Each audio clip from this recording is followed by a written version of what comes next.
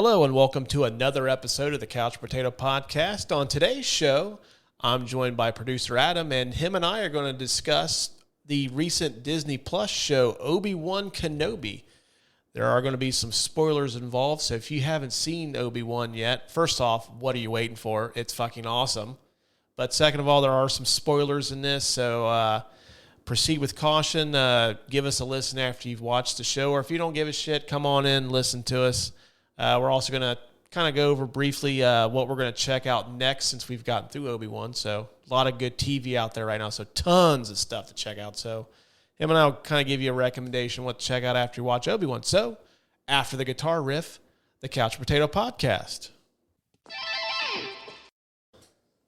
Hello and welcome back to another episode of the Couch Potato Podcast. My name is Russ.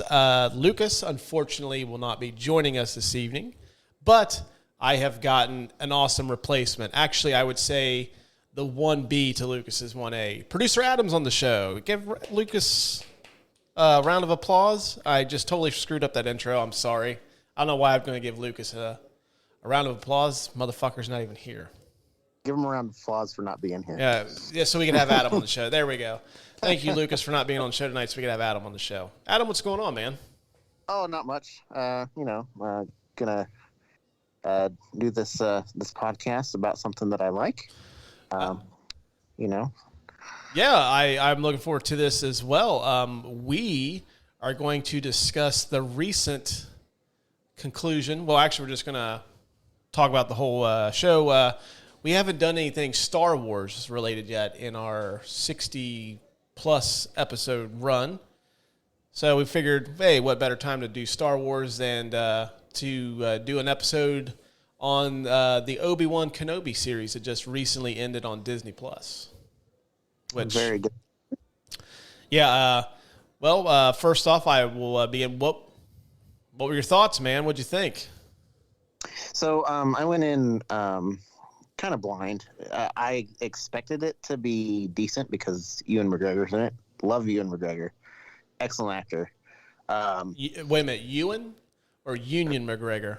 Union McGregor. That's right. I'm sorry. Union McGregor.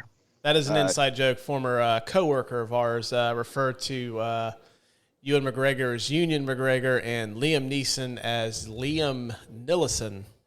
Liam Nillison, yes. When we were talking about Star Wars movies at work one day. But go ahead.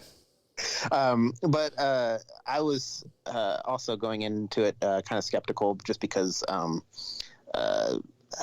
I had some feelings about the Book of Boba Fett. And I also had some feelings about the sequel trilogy. I didn't hate them. I didn't hate any of it. It's Star Wars. It's hard to hate Star Wars. But well, I don't know. Speak for yourself. There's a lot of people out there that loathe the Star Wars, especially the newer stuff. But go ahead. Yeah, the Disney stuff. Yeah. So, it's fair for anybody to like, okay, Disney's doing a new Star Wars thing. It's a cash grab. I'm going to go into this skeptical. So I kind of did. But I was pleasantly surprised. Mm-hmm. That's my take on it. Pleasantly surprised. Yeah, that's how I was too when initially when they announced that this they were doing an Obi-Wan this actually was supposed to be a movie. Yeah. And then of course Solo bombing at the box office kind of caused them to reevaluate things, which actually I am a Solo fan. I actually thought that movie was a lot better than it's given credit for. But this is not a Solo episode. This is Obi-Wan. But, for me, the Disney Star Wars movies honestly kind of burned me out on the franchise a little bit. Because I haven't finished The Mandalorian at all. I've gotten through all of season 1 except for the last episode, and I haven't invested in the Book of Boba Fett yet. They did the Bad Batch too, the animated series as well. And I don't know, it's just one of those things where like after the Rise of Skywalker, it was just kind of like Star Wars has just been kind of blah for me. I think too much of a good thing is a bad thing. Yeah, and I don't know, it's just one of those things where I decided to watch this show because I figured if anything was going to kickstart my love of the franchise, it was going to be this, because I'm not a fan of the prequels with the exception of Revenge of the Sith, but my favorite aspect of all of them was Ewan McGregor's performance as Obi Wan Kenobi. He is the best thing about the original or the prequels, by I would far. agree with that. Mm-hmm. And I thought, well, if anything's going to kickstart my love of the series, it was going to be this. And I went in like, okay, it started a little slow. Like I was just telling you before we started recording that it took me a little while to start it. When I went to Colorado, I watched the first 2 episodes on my flight, and then it took me a little while to revisit the series. And I think I watched the 3rd episode like 3 times because I would get distracted or I'd fall asleep. But I made a commitment. I watched 3, 4, 5, and 6. I think it was what I texted you on Thursday. Wednesday or Thursday, let you know I watched them. And I was like, okay, now this is what Star Wars is to me. This feels like a Star Wars show. Yeah. And this actually feels like the closest thing to the Star Wars movies that I love, which is the original trilogy, and they've had some good ones. But yeah, this feels like a Star Wars show to me, and I thoroughly enjoyed it. And I'm actually probably going to watch it again at some point very soon. Yeah. There are little nods and things to some of the extended universe stuff. There's some nods to Clone Wars, and you don't have to watch all of that stuff to appreciate these movies. And that's one of the things I appreciate about it, is because you can watch that stuff and like get those references and like, oh, that's so and so, and that's from this or that or the other thing, but there's enough nods and nostalgia and enough stuff in there for regular Star Wars fans that are just fans of the movies to go in and appreciate. You don't have to be a mega Star Wars fan to like this. And I think that's part of the allure of Star Wars, especially the original trilogy, is pretty much everybody went to go see the original Star Wars trilogy. Like it was a phenomenon. It was like everybody was invited to enjoy this cool space adventure. Mm-hmm. And that's part of the magic of Star Wars. You don't have to be a super fan to like it. Like, I think some of the things that have come out, like, Solo and Rogue One and yeah, those things are like, I love both of those movies. Even like Bad Batch or some of the other Disney things that have come out, Mandalorian. Like, you have to kind of get the extended universe of Star Wars to appreciate those as much as you can. This series, you don't have to. It's just a fun space adventure. Mm-hmm. I agree. Now,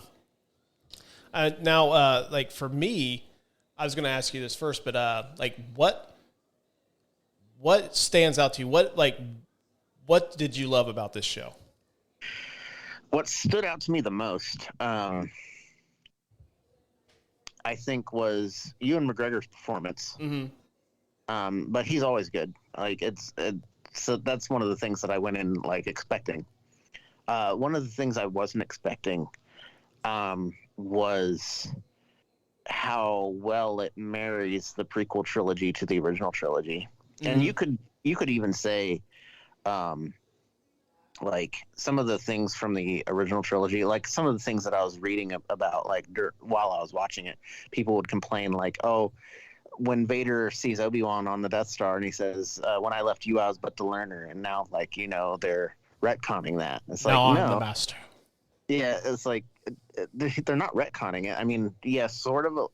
Like, you could say that, but all he's saying is when I left you. It doesn't mean like when I saw you last. So like, I think people are grasping at straws when they try and say something like that. So I think my favorite thing that stood out besides Ewan McGregor was the fact that it married the two trilogies together in a way to like bring the fans together. The fans of the prequel trilogies, the kids that grew up with those, can appreciate it the same way that the fans of the original trilogy appreciate their favorite movies. Mm-hmm. Yeah. I know for me, I think Ewan McGregor's performance is, for me, like head and shoulders, like the standout of the show. Mm-hmm. I really like how they kind of essentially made him a fucking wimp for for the majority of the show. Like I was expecting, I wasn't expecting that. I was expecting him to just be like kind of resistant to doing like the mission, and then like kind of becomes a reluctant hero. But then like, okay, I'm Obi-Wan. I know I'm a good Jedi, not a great Jedi. Like when I was thinking about this episode, like Obi-Wan always seems to just kind of, it seems like he kind of lucks out a little bit. Yeah. Oh yeah. All the time. He's not Anakin. He's not even Qui-Gon or Mace Windu. He's just kind of like, okay, he just happens to be like, gets a little bit of good luck. I think that's kind of why I like him so much. But yeah, I wasn't expecting him to be like as timid and scared. Like the scene in, what was that, episode 3. It's the first episode that Darth Vader shows up, which we'll get into that here in a minute too, which I thought was super cool. But yeah, like when he's basically, he tells Leia and what's the Tola? Yeah. Tala. Yeah. Tells them to go ahead, and he's going to distract him, and then he's running, and he's kind of like, he fights Vader for a few minutes, and then kind of takes off, and then eventually gets dragged into that fucking fire. Yeah. But yeah, like I really like how he was just super vulnerable and like scared, and then like eventually, I mean, he knew it was going to happen. He's going to eventually get his courage. But yeah, I mean, just I think he was fantastic, and like you said, just I really like how they married the best part of the prequel trilogy, which was his performance, and then like you get the iconic Darth Vader. Yeah. Which it seems like watching these now, and then like you watch like the original trilogy, like it seems like as Vader gets older, he kind of mellows out a little bit because he's fucking vicious in this. Yeah, he snaps a kid's neck just because the kid's worried about his dad. Like the kid runs out. The kid's like a teenager, maybe 13 at the most, and Vader's just like, nope, snap. Yeah, I seen that. I was like, oh shit. And he's like choking all these people to get Obi-Wan to come out, and Obi-Wan's just like hanging back. And that's one of the best things that I like too, is like Obi-Wan hasn't used the Force in 9 years, so he's kind of rusty, and he's not sure of himself, and he's scared to reveal himself. He's scared that he's going to ruin everything by, he doesn't want Luke and Leia to get, found out. So I feel like, the reward, the payoff at the end is a lot better because of that. How'd you feel about Darth Vader being the? I mean, I kind of expected it, and then once I heard Hayden Christensen was coming back as Anakin Skywalker, I mean, you knew Vader was coming back. But I mean, how'd you feel about Vader as the villain in this? I feel like all the time, like especially during the early days of the prequel trilogy and the remastered sequels or whatever, when I was a kid, and the special editions. Yeah, special editions. That's what it is.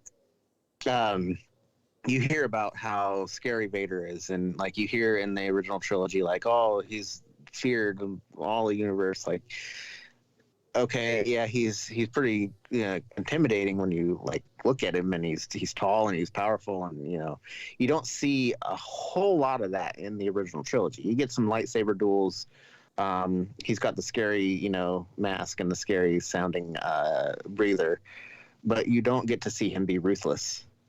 You don't get to see why he's scary to all these people. You get to see why he's scary to Luke, but like you don't get to see like him snapping kids' necks or so him being the villain in this kind of extends that. I was a big fan of the final scene in Rogue One. I think everybody was, when he just like rips through that hallway and like cuts through all those rebels like butter. Oh yeah, favorite scene in a whole movie.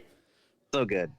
Like as soon as that lightsaber goes on, you're like, oh man, this is gonna be so cool. And so like you get to see why Vader is a scary villain and not just some whiny kid, or in the context of the original trilogy, not just some big tall asthmatic strong guy. He's actually scary. He's actually and in this, when he's talking to Obi-Wan during the final episode, and you hear how monotonous he is, like he's almost smiling when he's talking to Obi-Wan, and Obi-Wan is like, crying and saying he's sorry. He's almost smiling and saying, I destroyed Anakin Skywalker. And it's creepy. It's scary, and like he's destroyed that old person. There's no good. There's a couple of parts in this where I'm going to argue that there's still a conflict there, but at that point in time, like there's no good, there's like pure evil. And that's cool. That's really cool to show that part of Darth Vader in this series. Yeah, I think that's one of my favorite scenes in the whole show was him basically like, the person that you knew is gone. This is what's left. And basically it's because of you is why I'm like this. And I was like, oh man, that was so good. Now, like, I wanted to touch base a little bit too. One of the things I was kind of uneven for me is the third sister, Moses Ingram's performance. Now, I had heard she got a lot of unnecessary hate from Star Wars fans. Oh yeah, which all the time. I think I'm on record as saying that I think the three most petty,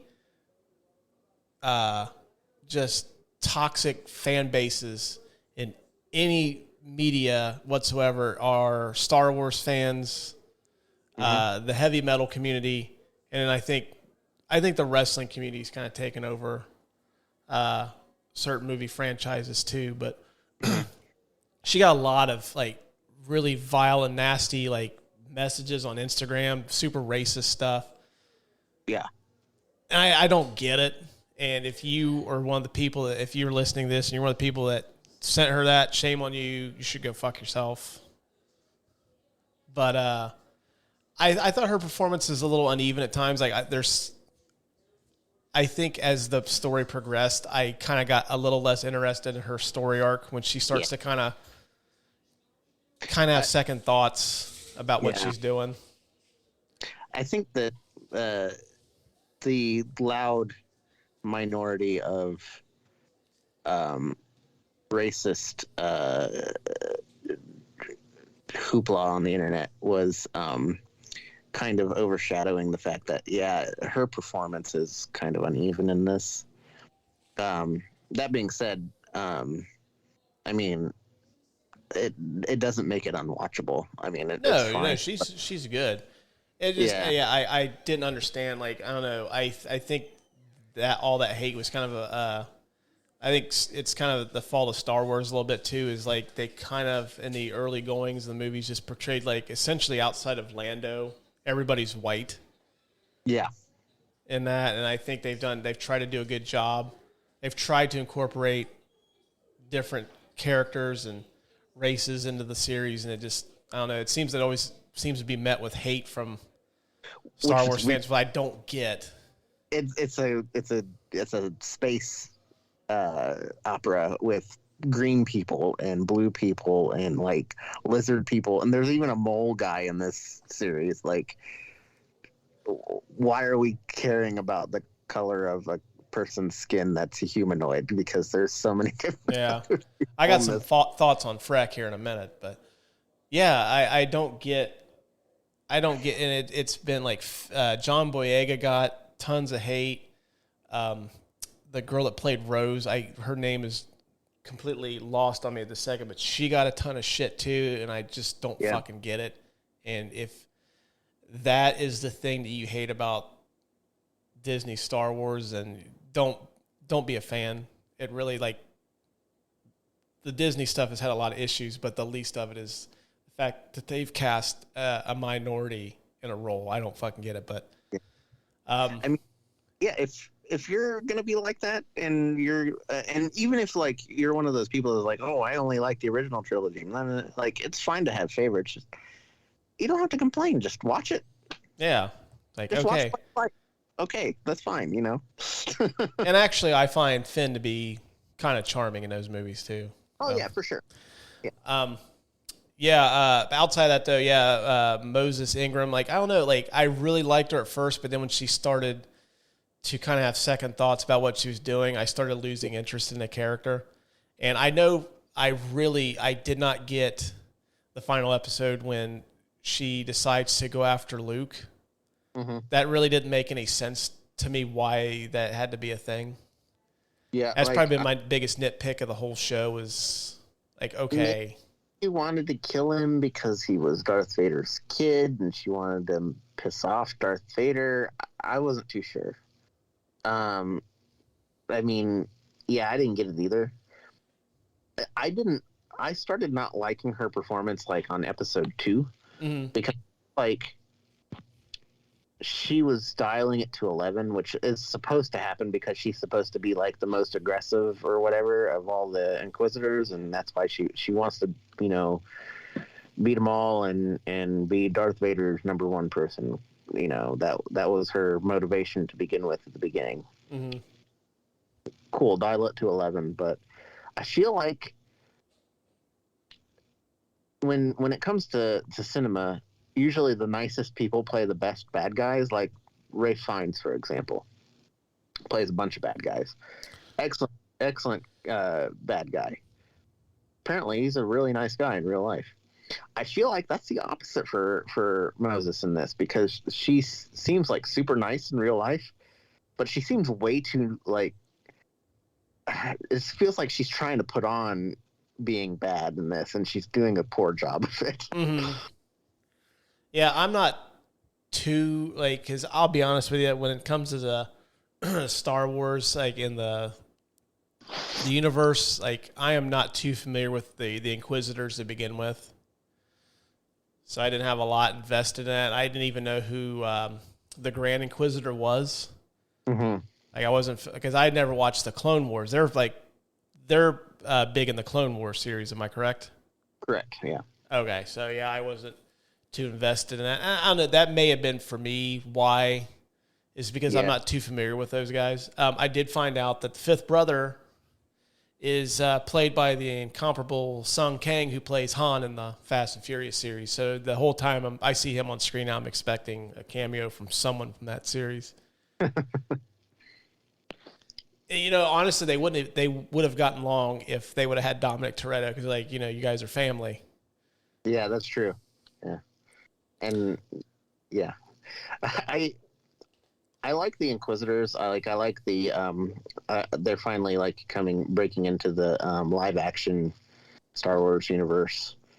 I'm not huge on the Inquisitors. Like, they're not my favorite bad guys. I mean, it makes sense that it wouldn't just be Darth Vader and Emperor Palpatine mopping up all the Jedi. They got bigger fish to fry, so they leave that to the sycophants that want to. And I like the Inquisitors in the sense that it shows the infighting of the Sith before the Rule of Two. Like, they're really jealous, and there's a reason why there's a Rule of Two. So, and that's why, because there's always backstabbing and jealousy and hatred and all of those fun Sith things.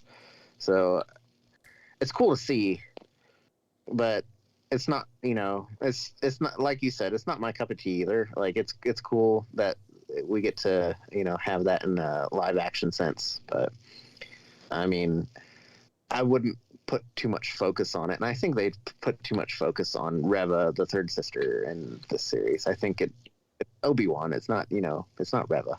Well, I think too, for me personally, not knowing those characters and that arc that well, I think them introducing Darth Vader and essentially the end of episode 2 kind of took me out of it. It's like, all right, I don't really fucking care about these guys now. Darth Vader is in the picture now, and that's all I want is more Darth Vader. Once James Earl Jones starts talking, you can't look away. Yeah, it's like, okay, I don't... And you'd really, like, I think if they would have, like, put a little bit more focus on the Grand Inquisitor, I think he has a very cool look. And, like, I do remember the character, seeing him in, like, ads for the Clone Wars, and I think if I would have gotten to know him a little better... I may have been more invested into those guys, but the fact that I didn't really get to know them outside of the third sister, and I was like, okay, let's just get through this because I want Darth Vader. Hold on a second. I'm going to look up something, but to go off that. But yeah, I like the Grand Inquisitor. I was reading an article that was saying that like he didn't watch the Clone Wars because he wanted his own take on the character, which is cool. I think having continuity is a little bit more important, but I think it's cool that he wanted his own take on the character and not just making kind of impression of what was happening in Clone Wars. I like it when actors do that. They're not trying to be somebody else. They're actually trying to make it their own thing. And I think he pulled it off. Yeah, I thought, and plus I thought it was kind of weird too. They originally, like, it looked like they killed him off. I'm like, okay, this is supposed to be like the grand, like, essentially would be like, I would have guessed Darth Vader's right hand man, right? The Grand Inquisitor would be like the second Sith, Yeah. And then they killed him off already. I'm like, okay. Yeah, and a lot of fans that are fans of like Rebels, like. I didn't watch all of Rebels. I'm gonna say that now, and then Mark is gonna be like, "You didn't watch all of Rebels?" Mr. Yeah, Adam? we're gonna get Mark's gonna like text us because I listened to your episode. You guys are fucking horrible. He's just gonna dog us for being like. But apparently he is alive in that, and so the fact that he dies in this like kind of made everybody mad until we figure out at the end like he's still alive. Mm-hmm. I also I really enjoyed the actress that played Leia. Oh, she was such a surprise. Like when it comes to child actors, I'm just they're very hit and miss. Yeah, and the Star Wars is very infamous.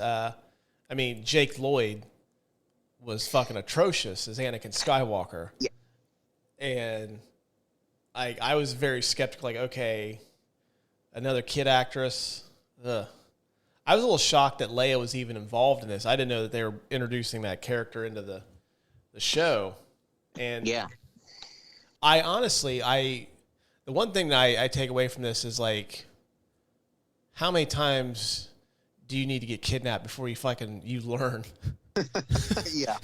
I mean, it happens like essentially. Like, did they give the gap between the end of Obi-Wan and then the beginning of A New Hope? Did they give like the time frame between that? I think it's like 9 or 10 years or something like that. Okay. Because I know the show takes place 10 years after the events of Revenge of the Sith. I just didn't know. Yeah. So they're about early 20s. Like Luke and Leia are early 20s at the beginning of A New Hope. So yeah. Okay. But yeah, well, now that answers the second question is like, man, what happened to Obi-Wan Kenobi in 10 years? Because he goes from looking like Ewan McGregor, who looks, he looks younger than I do, to where like in 10 years, he looks like, I don't know if he's smoking a shit ton of cigarettes on Tatooine or what, which that doesn't. He tried the Force lightning thing that Emperor Palpatine did, and it left him scarred and deformed. No, I just know if he's doing a lot of drinking, a lot of smoking, like sucking down heaters and cheap whiskey. He finally found the death sticks guy, and he got some death sticks. And that's what happens when you're on death sticks. I thought that Leia was the actress. Her name is escaping me as well. I'll look it up here in a second. But I thought she was a revelation. I thought she was fantastic. Oh yeah, in the show, and I just like how she seemed to be like she seemed to be the catalyst for Obi-Wan slowly building his courage and getting this Force back. Right, and I think that her reminding him of Padme and the good qualities of both Padme and Anakin kind of like propelled him forward. Mm-hmm. It just reminded him of, the good in people. And the one thing that I really was confused about Leia's character, they kind of allude to the fact that she is force sensitive by the fact that she was able to read her cousin's mind and his feelings. And which, by the way, her cousin was an asshole. Yeah. I'm glad he gets blown up in like 10 years. But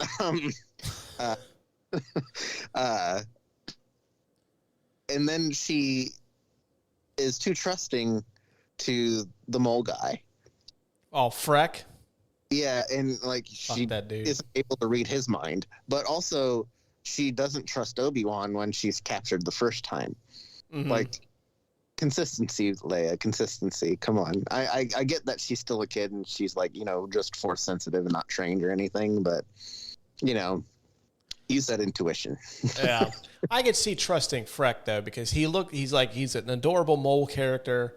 Usually these cute, cuddly characters are very trustworthy in Star Wars, and it turns out he's a douchebag. Yep. Fucking narc. And like after he sells him out, like, man, I was really hoping he would have gotten, like, he just got knocked out. I was really hoping that he would have been thrown into that beam gate and just got chopped in half or shot. It's like, come on, just fucking kill him already. I saw something really funny about that beam gate. Somebody was like, you know what would have happened is since Darth Maul's still alive, and he got cut in half and then got new legs, what happened is he found out that Obi-Wan was on that planet, so he dressed up as a stormtrooper and infiltrated that base and then accidentally got cut in half again. It's like, oh no, not again. I found out that Freck was played by Zach Braff. Oh, really? I didn't know that. Yeah, I thought of Seth Rogen. It sounded a lot like him. It did, yeah. That's crazy. Like he was pretty gruff for Zach Braff. Like Zach Braff doesn't sound like that to me in my head. Yeah, I mean, I guess Freck's not smoking a J while he's driving. It's kind of like, okay, this isn't Seth Rogen after all. It's those death sticks. Death stick. But yeah, I really liked Leia, but nitpicks, anything that you would change or you didn't care for? I mean, we kind of went into it a little bit with the third sister, like her story arc as it progressed to the.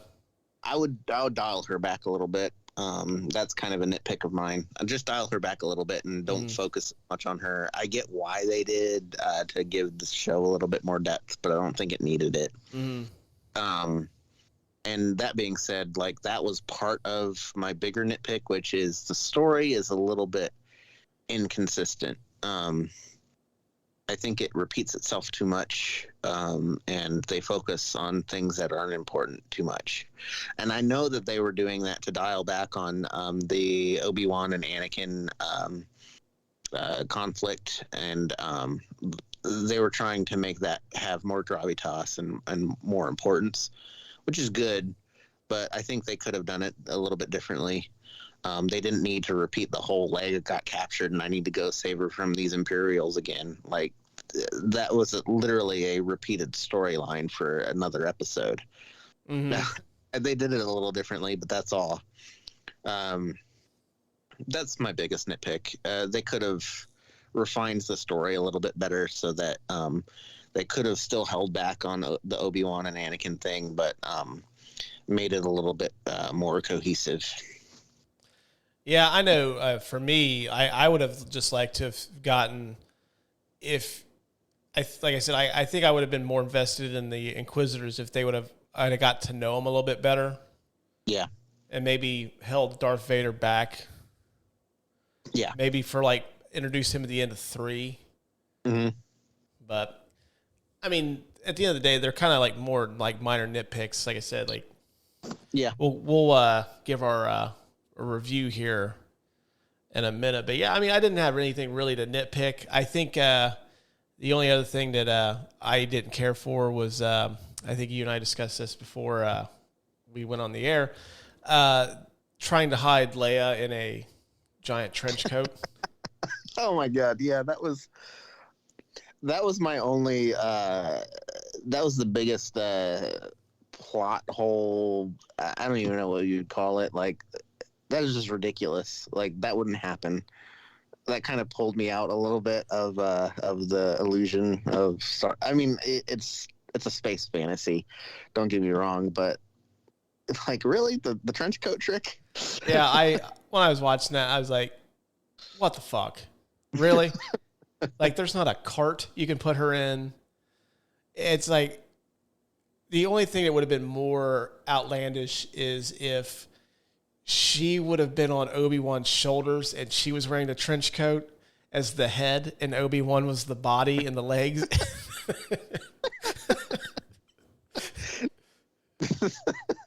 And you see like these like huge flappy arms, this gigantic man, but it like looks like the face of like an 8-year-old. Like, that would have been the only thing that would have looked more worse than that. It's too bad that the Empire is basically just space Nazis, and they don't really hire that many non-humanoid people, because they could have totally dressed her up like a Jawa and gotten away with it. Well, it makes me wonder too is how, like, do they have like a cognitive abilities test when you sign up to join the Empire? Like, because I mean, the people that they've hired for these gigs just don't seem to be very bright at all. Like, and I mean, I get it. Most of them are clones. And as you know, with clones that, I figured over time they would have perfected the code and like at least made these people like, I'm not expecting everybody to be like fucking Einstein or Stephen Hawking, but like, I mean, fucking episode 4, like one of them bumps their head. And then they let this dude walk through, like, has a giant trench coat. Yeah, I know, right?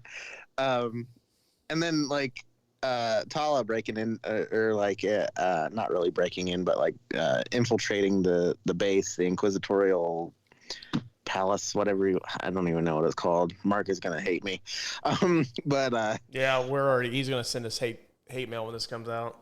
But when she's like, infiltrating it, and she's like, "Well, I'm your ranking officer," and the guy's like, after she says like, "I'm an officer," he just like, goes into the fetal position. He's like, "Yeah, you're right." Like, instead of following his instincts, like, "Why are you here? You're way out of your jurisdiction." I was like, "Oh, okay, dude, come on in." Yeah, and then lets him. And then the whatever room she's in, whatever control room she's in, the commanding officer comes in and says, "Hey, you're not supposed to be here. Come with me." Like, why don't you talk to her in front of people so that she doesn't have the chance to kill you if she's a spy? Like, why are you hiring these people, Empire? Yeah, it's like some of that stuff kind of takes you out of it for a minute. Like, okay, this is kind of dumb. Yeah. Well, yeah, I mean, those are just minor nitpicks, so I still think it's an awesome show. So before we wrap up our Obi-Wan talk, scale of 1 star to 5, what would you give Obi-Wan? Oh, I would give it really close to 5. I mean, I don't want to give it a perfect score because it definitely wasn't perfect, but it like 4.9, 4.5, somewhere there. Yeah, that's about where I would sit too. Yeah, this is like this show, like I said, like it just really, like I've been disenchanted with Star Wars for a while, and like this kind of really invigorated me to like get back into like watching some of that stuff. Now, like I'm trying to figure out, like this week is kind of impossible, but I'm like really trying to figure out now, like, okay, now I need to watch The Mandalorian. Yeah, Mandalorian is good. It's. I would say that this is the best. The Obi-Wan is the best Star Wars show. Mandalorian's close second. It's good. Okay, well, now you say, like, why? Because, I mean, The Mandalorian is critically acclaimed. It's been nominated for Emmys, numerous awards, been a lot of top 10 lists. Why would, I'm just curious more than anything, why would you rank Obi-Wan over The Mandalorian? As someone who has not seen all of The Mandalorian. Mandalorian does bring in new characters and explores new avenues for Star Wars, which makes it good. I mean, that's one of the best things, because you don't have to be invested in like these characters that, it's not. Yeah, Star Wars is a space opera and it deals about the Skywalker family issues, but you don't need that with the Mandalorian. So that's what makes it good. As far as Obi-Wan being better, the reason why Obi-Wan is better is because it does the space opera thing correctly. Mm-hmm. We were talking about it earlier. It marries the best parts of the prequels to the best part of the original trilogy. So not only do you get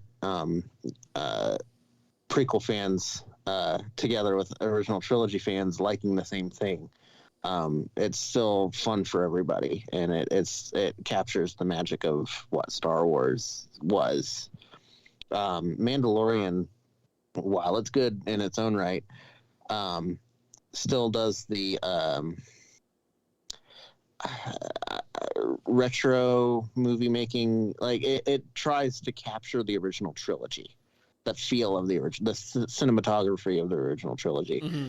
Get too much Tatooine, and I think that's one of the best things about Obi-Wan is they came up with a story, a plausible story, not something contrived, to get him off of Tatooine, because otherwise, we would just be watching Obi-Wan on Tatooine for 20 years, and that's not fun.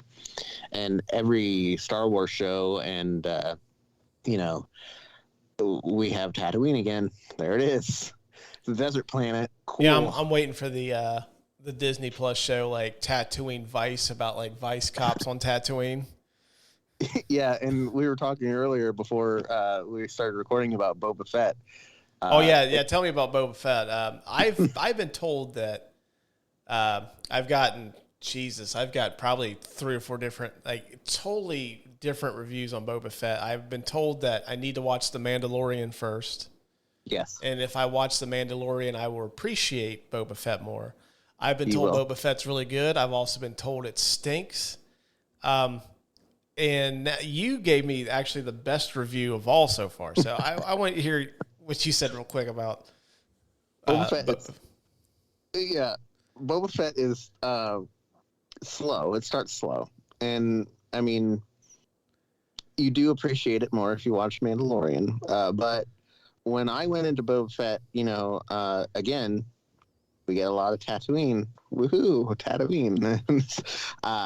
I expected more, Coruscant or other planets where Boba Fett was being a bounty hunter. I get why they changed it, but instead we get Boba Fett doing small town politics in Tatooine. Boba Fett fights for a roundabout near Mos Eisley. Not only that, I'm not going to spoil the episode for you. There's a terrible, terrible episode with. Oh, I've heard. I think I know what one you're talking about. I've heard about it. Very pastel space Vespas. What? Space Vespas. I kid you not. See, I am of the camp. I love Boba Fett. He's like one of my favorite characters in the Star Wars universe. But I don't know if I'm gonna I don't know if I want to really invest in it or not. The show, because everything I've heard, even the good review, is like.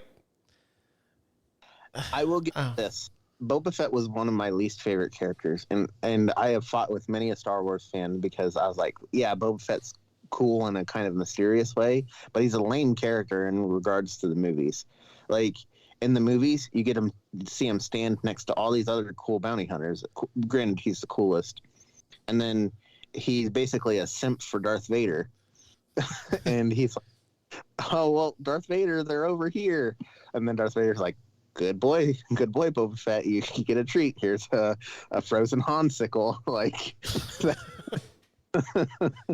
And then after that, he just hangs out at Jabba the Hutt's palace. He doesn't do anything after that. He hangs out at Jabba the Hutt's palace, and then gets thrown into a Sarlacc pit. Yeah, Sarlacc pit. He gets thrown into the Great Pit of Carkoon by a blind guy. That's Boba Fett in the movies. That's all he does. And so I've argued with so many people about it. Like, he's okay. He's an okay character. He's cool in the fact that he looks cool. But I will give Boba Fett the show due credit. They expound on his character, and he's much more fleshed out, and I like him a little bit better. Mm-hmm. So I will give him that. Okay. And he's also trying to get a school levy passed on Tatooine. Them kids need books and computers. There is an episode where he gets the urban youth a job. So Also, he's like a mentor. yeah, he's a mentor for sure. He's trying to be like the NFL Man of the Year. Small town politics, Boba Fett. Actually, that sounds like a more appealing show. Like just him, like going in front of like a city council and like, damn it, we need the roundabout. There's like a traffic accident that almost kills like a member of his family, and he's fighting hard for the roundabout because like there's nothing there. There's no stop signs or anything. Like a roundabout would have like prevented this accident from happening. He's raising funds for his roundabout by selling "Watch Out for Space Vespa" bumper stickers. Or it becomes like Boba Fett meets Aaron Brockovich. Like there's a water source on Tatooine. It's like causing cancer, and like he ends up like filing a lawsuit against this company. And we need uncorrupt moisture farmers. We're essentially turning Boba Fett into Harvey Birdman, attorney at law. Get back real quick. I would totally give Obi-Wan 4.5. It's probably like I've watched most of the Marvel shows. I haven't watched Moon Knight or Miss Marvel yet. And I haven't watched I haven't finished The Mandalorian, so I can't that gets an incomplete grade for me, but I would say it's probably been my favorite thing that Disney Plus has put out so far. I would agree with that, and I've seen most of them, so yeah. If you have not watched Obi-Wan yet and you're a Star Wars fan, Adam and I both highly recommend it. Lucas was going to be on the show. He marathoned through that this weekend, and actually he really enjoyed it too. So he also gives it a highly recommend rating as well. So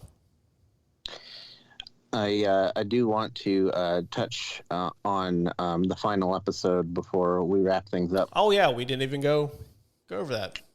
That was probably the best episode. So the last episode's the best for sure. If you get put off by how slow the first couple of episodes start out, or if you get put off by Reva's storyline or whatever, the sixth episode just ties it all together. It's so good. That spoiler alert, everybody. I mean, we've already spoiled. Yeah, well, I'll put a spoiler in the intro too.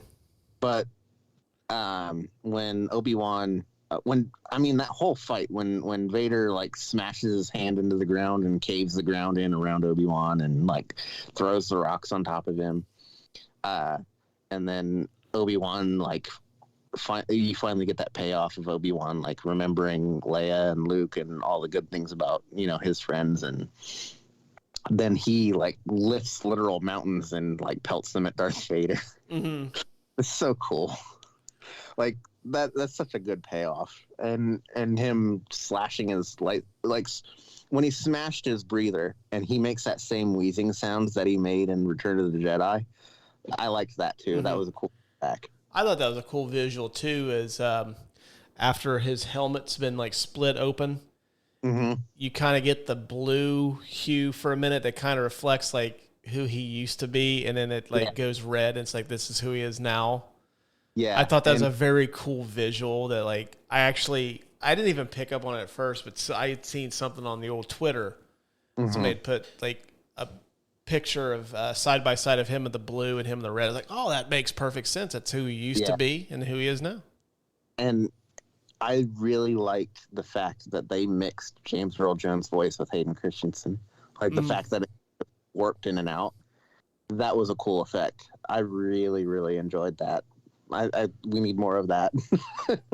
Apparently I read something. I don't know how true it is. It's on the internet, so obviously it's 100% true. That James Earl Jones didn't really record any dialogue. They just did something where somebody recorded his dialogue and then they took his voice and manipulated it to sound exactly like him. and he's still cashing the checks. I'm like, fuck, I need that job. It'd actually be a cool job outside of working in a marijuana dispensary, which I talk about a little bit in the last episode, but go ahead. So yeah, I read something about that too, because somebody had mentioned that to me, and I guess what they actually like, he did record dialogue, but they did reuse some other dialogue. They kind of did what they did with Luke at the end of the first season of Mandalorian. God damn it, I haven't seen that. Oh. Dang it. Well, I mean, you got that spoiled for you anyways. I remember you saying. I did. But that presented a very cool and funny moment here on the episode.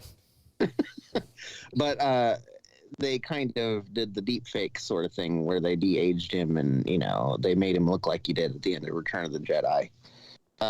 They did the same thing with James Earl Jones' voice. Like, he did record new lines, but they also used old lines and kind of made him sound like what he would have in A New Hope. Mm-hmm. So they kind of tried to make it continuous in that sort of sense. That makes sense. Did his Darth Vader's helmet look kind of like? I mean, obviously now, you know, his helmet gets redesigned, but like his helmet looked a little weird. Yeah, it was because they did redesign it at the end of Revenge of the Sith, because apparently it wasn't symmetrical in the entire original trilogy. And they kind of like figured that out, and they're like, okay, let's make it symmetrical. So when you look at it in Revenge of the Sith, it looks smaller. Mm-hmm. And I think that's what they're trying to go for in this too, because I mean, it had to fit Hayden Christensen. So, you know, it did look a little weird. Yeah. Well, still awesome. Still glad to see Darth Vader. Like I said, if you guys have not watched this yet, highly recommend checking it out. Definitely worth it. Adam, before I let you go, so what television shows next? Because actually, as I was thinking about this episode, there's been just a fucking murderer's row of like just awesome television shows right now, and I can't even keep up. Yeah. So what's next? What are you going to check out next? What am I going to check out next? There was one that my buddy was talking to me about. I don't even remember the name of it, so forgive me for not knowing the name. But it's about this. It's on Apple TV. It's a group of people that has separate lives, one at work and one at home. Oh, yeah. We actually we have watched that, and I forget the name of it off the top of my head. It's got Adam Scott in it and John Turturro. Let me see. Severance is what it is. Yeah, that's next on my to watch list, because I heard it's very, very good. Yeah, it's a little weird, but not weird in like a bad way. Weird in a good way. Yeah, I didn't watch because essentially at my house, I watch most of my TV through my wife. Jen watches like a lot of TV shows, so usually whatever I pick up is I've watched it with her, and she watches a lot of the reality, the Real Housewives shit, but she watches like really cool stuff too. And she had watched that Severance. I didn't get a chance to watch the entire run, but what I seen of it, I really, really enjoyed. That's good. So yeah, That's definitely check that one out.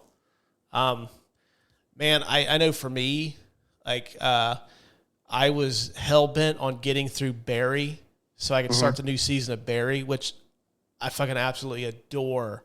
Barry, it's probably my favorite television show. I haven't started season 3 of that yet.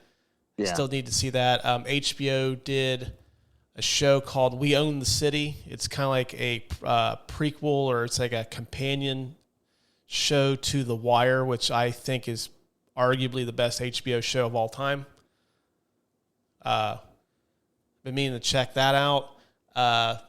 Paramount Plus decided this weekend, oh, hey, we're just going to drop the Beavis and Butthead movie. New one on there. I need to check that one out too. But I just started The Old Man. Anything that Jeff Bridges does, I'm in. Yeah. Jeff Bridges is probably in the top 5 of my favorite actors of all time. Anything that guy's in, I'm going to watch it. has it's like kind of a spy, secret agent type deal. So okay, Jeff Bridges, spy, assassin. I've only watched like the first episode and a half, so I'm like still trying to figure it out. Okay, that intrigue, mystery, spy stuff. Okay, that's number 2. Then it's got John Lithgow in it, who I'm presuming is the villain. Yeah. Checkmark 3. It's also done by FX, which FX has a great track record of good programming. So I think that's what I'm going to invest my time in right now. Okay. I do know there's a new Stranger Things part 2 of their latest season starts on the 1st. That's the one show that I regret not starting yet. I would still give it a start. It's worth it. I plan on it at some point, but it's just one of those things where, like, I know when that show was introduced, I mean, that's my fucking wheelhouse. That's like the 80s. That's when I grew, like, those kids are growing up when I was a kid. So, like, I should have, like, instantly, like, oh, fuck, I have to watch this. And my wife started it before I did. And then by the time I noticed how far along she was, I was too far behind. And it's one of those things where I just couldn't. I have not taken the time. It is definitely in your wheelhouse, and I know. Both you and Jen love horror movies, and this latest season, the villain in it was very much inspired by Freddy Krueger. Okay. And in that same sense, he's a combination of like Pinhead and Freddy Krueger, and but in that same vein, they decided, like, hey, what would be really cool is if we got the original actor for Freddy Krueger to come and play a role in this. So he's actually in it. Oh, God damn. Well, when I got COVID, that was my game plan. It's like, okay, like, I'm going to be off work for a few days. Then I'll get caught up on these TV shows I wanted to watch. Well, that didn't happen.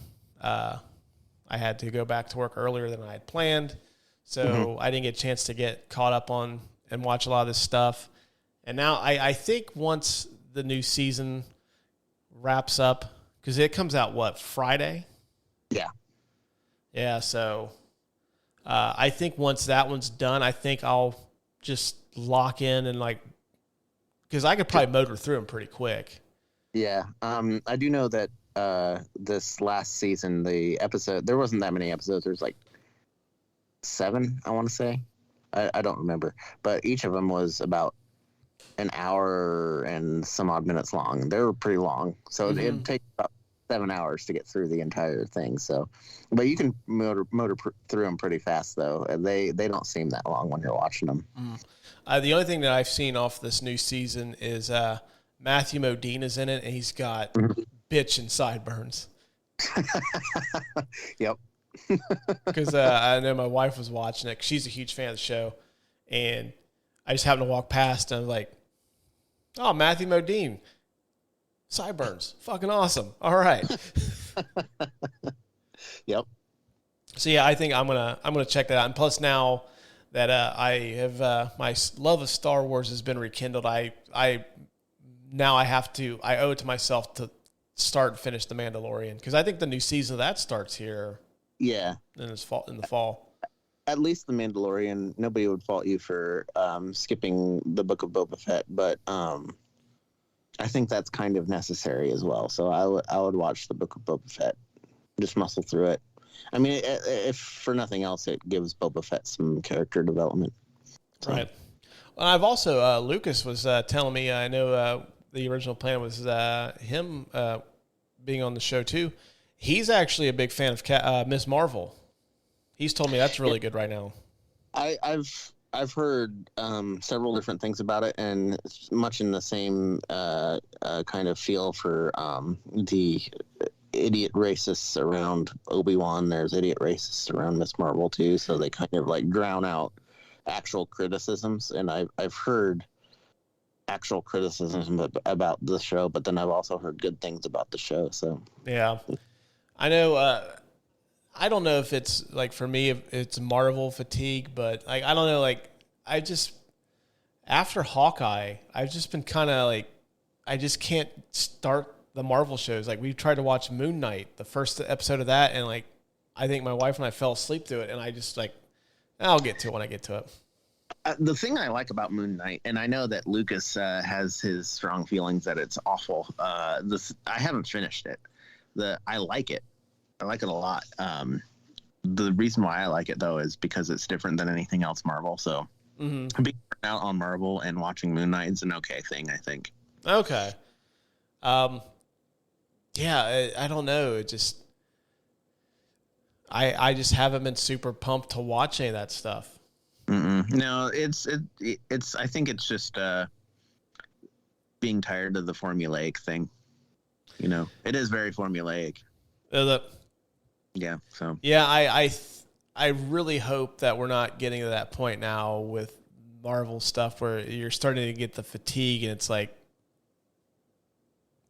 yeah, not really invested in it. And I think they're kind of at a point now where like you're trying to.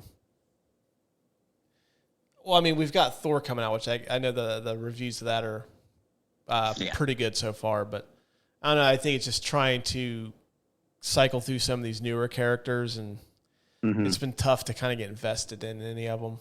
Because I think you spent so much time with like everybody leading up to Endgame. Yeah. And now it's like, okay, now I have to learn all these new people again. Yeah. And I think that we've talked about it plenty of times before on different podcasts, but the whole franchise mentality of cinema nowadays is crank out another one. Let's milk this cash cow for all it's worth, you know. So, and I think that's one of the things that I like about we were talking about Stranger Things is like, you know, season 4 is their last season. I think that's perfectly fine.